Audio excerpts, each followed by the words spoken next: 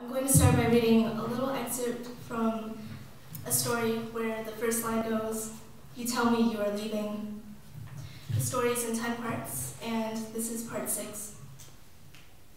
For weeks, there is exercise and hunger and then junk food, plastic and crinkling. It's the end of March now.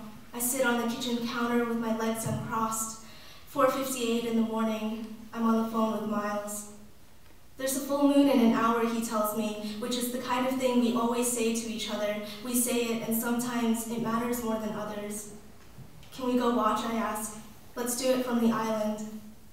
On the ferry, I tell him about muster stations, places on the boats where families are supposed to gather if anything bad happens.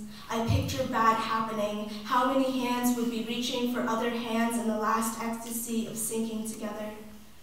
We get to the island and decide to swim. There is no jumping. We run right off the dock, in an instant become submerged. I lean forward into the water and the swelling takes me to the surface. I do it again. Every time I lean forward, every time it catches. Under the full moon, Miles smiles and I do too, hard and wide. We smile from an extension of ourselves. I skip part 7. Part 8. Walking around involves too much. The way the city looks now with you here is exactly the way it will look with you gone.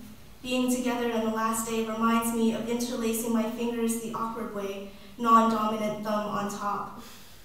I feel you more when you're absent now, the way you should be.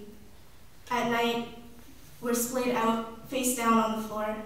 I lift my head so that I can rest on the other cheek, so that I cannot see you, but know you are still seeing me.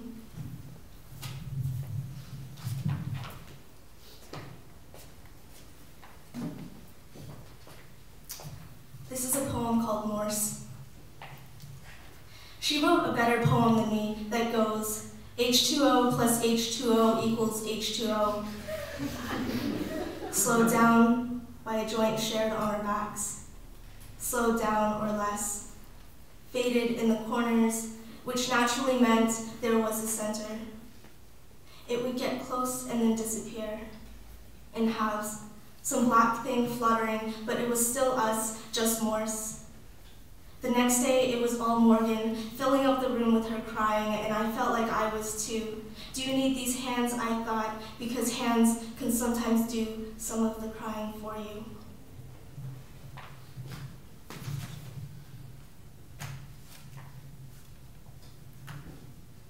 Hands breaks. Your voice, Tangelo, no. Orange Crush, no. Creamsicle. Sickly sweet, dripping.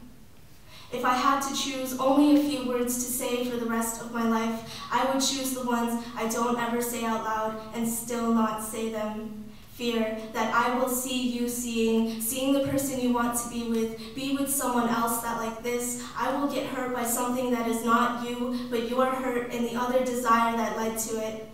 This is happening, a smear. Am I a liar if I tell you I love you and the time it takes to utter it is longer than it is true?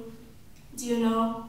I don't know, but all I want to say is I know, you wouldn't believe it. I should say it anyway. I try not to be a piece of shit, but it's impossible. I want to know if you feel these things too.